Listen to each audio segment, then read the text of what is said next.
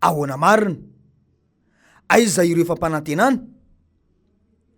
Mpiasam-bahoaka ny filoham-pirenena sy mpikamba ny governemanta. Ny vahoaka no manakarama azy ireo amin'ny alalan'ny hetra izay alohan'ny vahoaka. Midika izany fa ny vahoaka no patroan'ireo mpitondra ireo.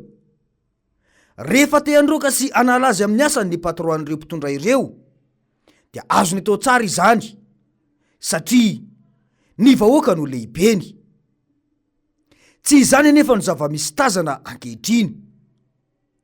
Toa tsy manompo vahoaka mihitsy ny mpitondra, fa toa izy ireo indray no tompoiny. Raha fako sy loto ary fahantrana mantsy no iainan'ny vahoaka madinika ankehitriny. Ny mpiasam-bahoaka kosa indray mahavidy fiara raitra dia raitra indrindra. Mba menatra amin'izao zava-misy izao ve ireo mpitondra ireo?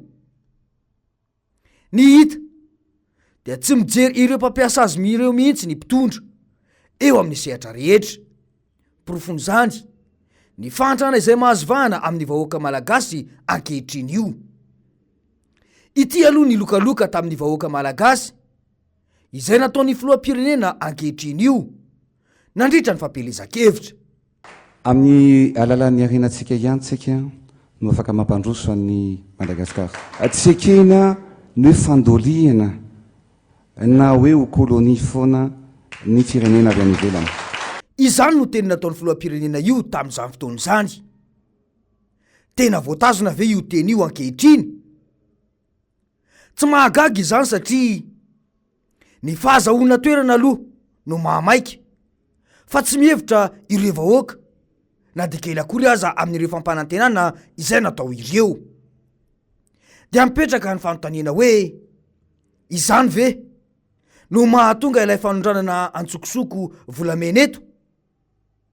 Izany ihany koa ve no mahatonga ny firongatry ny fanondranana arena sarobidy tsy ara-dalàna marobe ireny? Ny hita mako dia ny vahoaka malagasy tompony indray no mitanatana vava. Izay arena mivoaka eto tsy misy tratra raha tsy ireo firenena any ivelany no sarotiny amin'ny alatra sy ny tsy ara-dalàna hita eto amintsika io. Toy izao indrindra no navaly ny kandida Marika Ravalomanana tamin'io adihevitra izay nitranga io. Tsy kisangisangina andrakandrana mitondra firenena. Ilaina matotra tsara ianao, mafy tsara ny relation any velany, mafy tsara vahoakanao eto toerana, ary mafy tsara ny taninao. Ka raha hoe za manana clé amena vola, mais hoa le vola zao fotiny condition tsy vola avy ary amin'le bois. Tsy d'accord le bois. Na hoe vola avy any amin'izareo hafa any. Raha hoe zao mantsy mba tonga amitenenareo an'izany, na inona ataontsika. Tsy hafa hiala mihitsika reo le bailleur de fonds na reo mpamatsy volantsika traditionnel. Ohatra ny Union européenne mamea antsika vola na arembolanjara tsisy averiny reny amin'ny mapy na arembolanjara satria ny azy don fanomezana. Ohatra izy zao no tena finance be amin'io le basket fonjiny ihany io dia anontaniva tsisy averiny reny. Ary malala tsara mipetraka tany Afrika Atsimo mandritra enitaona sy tapany. Ireo firenena afrikanina ireo amin'ny Union européenne daholo mivelona. Satria ahoana misy firenena 7 amby 20 ao anatin'ny firenena Union européenne. Dia ireo zany miparticipe, tsisy intsony le bilatéral. Misy ihany any AFD fa kely. Fa ireo manao anatin'le kitapo be ny Union européenne ty alefa ny Madagasikara fa ivoaka anatin'ny crise izy zao. Ho hitanao mba hameko koa ny anglais rehefa avy eo ahoana ndray hitana vola. Mba hameko koa ny ray zay. Faharoa, tsy afaka miala amin'ny FMI tsika satria ny FMI any manao ny macroéconomique. Rehefa ny FMI milaza hoe ty zao anaovana azy, ty zao anaovana azo. Mazava ny nambara ny filoha Marika Ravalomanana teo. Izay zany no mandainga amin'ny mpampiasa azy ankehitriny. Tsy mahagaga arak'izany raha ohatra izao no hiafarany ilay patron satria mpiasa efa nanome fampanantenana pokaty no manompo azy ireo. Anka na zavatra tsy mandeha dia lazaina fa milamina tsara ny mpampiasa azy ireo amin'izao. Azo heverina ve fa tsy fantatry ny mpitondra ankehitriny io ny olany jiro izay tapaka lava sy mampitaraina ny maro ankehitriny io.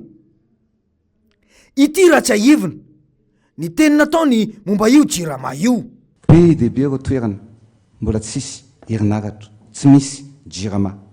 Ny na vaolana ho taterahana. Za tsy tahitaitra, za moa TGV mandeha angena be, dia tsy araky ny sasany zavatra teneniko sy ny zavatra ho ataoko dia lazainy hoe tahitaitra. Mandeha aingana hono izy ka tsy araky ny sasany. Iny izao no zava-bitany nampanantenaina tao anatin'ny rotaona nitondrany zay. Tsy ny fasan'ny firaisam-po ve? Voava ve io olona jirama io? Io tenin'ny filoham-pirenena ankehitriny io dia efa midika mazava fa mahafantatra tsara ny olana misy eo amin'ny jirama izy, fonombola kandida. Foana ve ny delestage amin'izao? Raha mba miara-miaina io fahatapanjiro amin'ny vahoaka mpanakarama azy io ihany koa mantsy ny mpitondra. Inona ny olana? Saingy tsy izay angamba ny zava-misy fa azo inona tsara. Fa manana milina hafa manazava ny tanànany izy. Rehefa tapaka io, ary mety avoaroaka amin'ny asa mihitsy aza raha sanatrika tapaka ny jiro amin'izany faritra izany. Ny mpanakarama azy ireo ihany no miaina faktura tonga indroa ao anatin'ny ray volana. Ny vahoaka ihany no miaina isan'andro ny delestage sy ny filaharan-drano io. Tsara nefa ny manamarika etony fa nanomboka ny tetezamita no nanjaka ny delestage teto amintsika, ary saika manerana ny faritany iray manontolo mihitsy izany.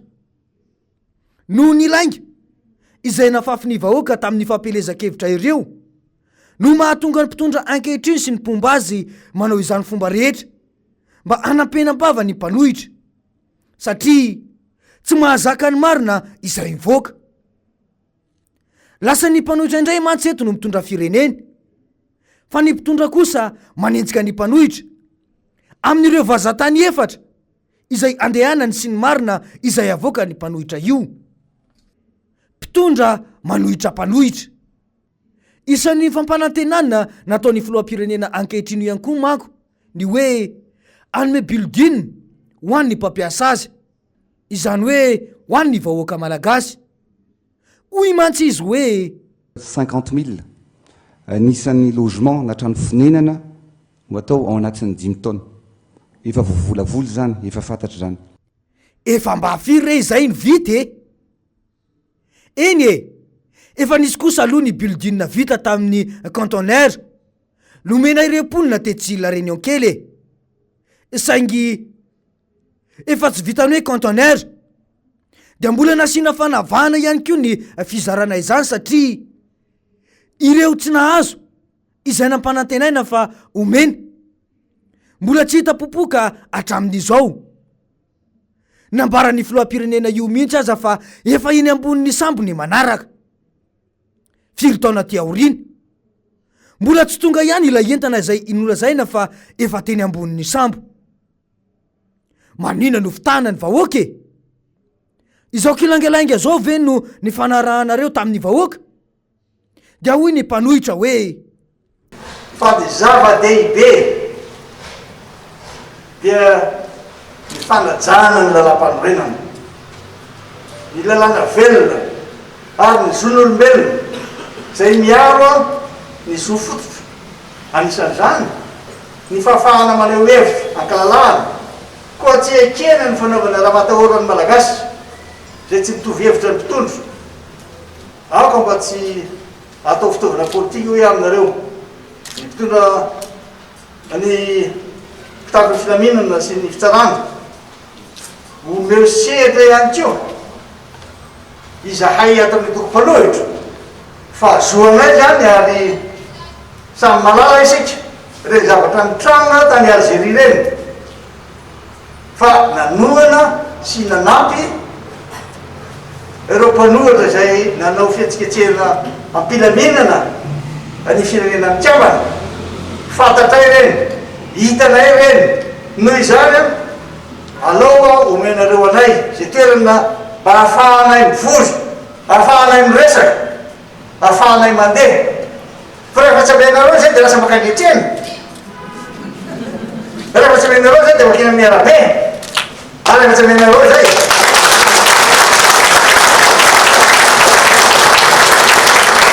rehefa tsy mena toerana afahanay manao hevitra zay satria ny toerana zay natokana ho an'ny demokrasia nasian'ireo famboarina vola ragaty samy manana fanisany tsy mitovy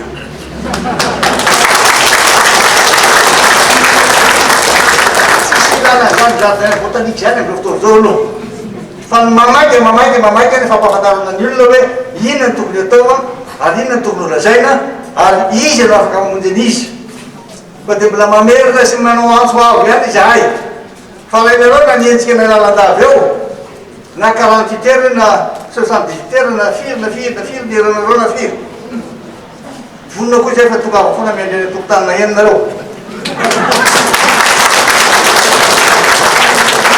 tsy tsara tsy angina raha tsy vitatsika manarina sy mamerina amin'ny fiainana voaka malagasy rehetra satria tena mijalo loatra izy reo ary aza zany fampitahorana zany natao aty koa dia miantso aho ia aminareo miantso daholo be aho miantso an'ireo mpandraraha miantso an'ireo firenena ny velany aho tsy hipetraka mihitsy zany fifampatokisany zany raha tsy amiangy avy aty amintsika aloha dia samy manaiky daholo ny rehetra fa hoe ny fahalalahana amin'ny teny manao hevitra milaza ny tsy mety efa manaraka zay ezaka vita ny milaza ny marina aleo ainao manjery toy ny miara-manonjo ny sahi sy reo fantarana hafany amin'ireo tely hafa reo koa mety ny azy satria tena marina ny resahany ka de hoe aminareo hoe omeo sehitra omeo toerana ny mpanohitra fa naiza naiza firenena dia misy foana mpanohitra ary mpanohitra arakaraka ny anerenareo anay anao zavatra tsy tokony ataonay a mba milozy ka dia laza hoe toy voaka malagasy miantso aho ary tena miantso amin'ny foko misy fa hoe tena tsy rariny tsy mety ka tsy sahaza voaka malagasy zavatra iainany amin'ireo fotoana zao soa ihany fa tero ireo mpanohitra ireo amerina indray ny ampopony vahoaka malagasy ho an'ny fitiavan-tanindrazana sy mba isokafa ny masom-panahy ny malagasy amin'izao zava-misy eto amin'ny firenena izao izay misy tompontsoan'ireo mpitondra sy ny ekipany manko dia fehezina mafy avokoa any ka tsy miraharaha izay vahoaka mizakany mafy vokatr'izany avokoa izy ireo ny vidiny lavanila iakatra no nampanantenaina tamin'ny propagandy ny taona 124 na azahoana fahefana tsy maintsy ahena io vidiny lavanila io fa ahoana marina e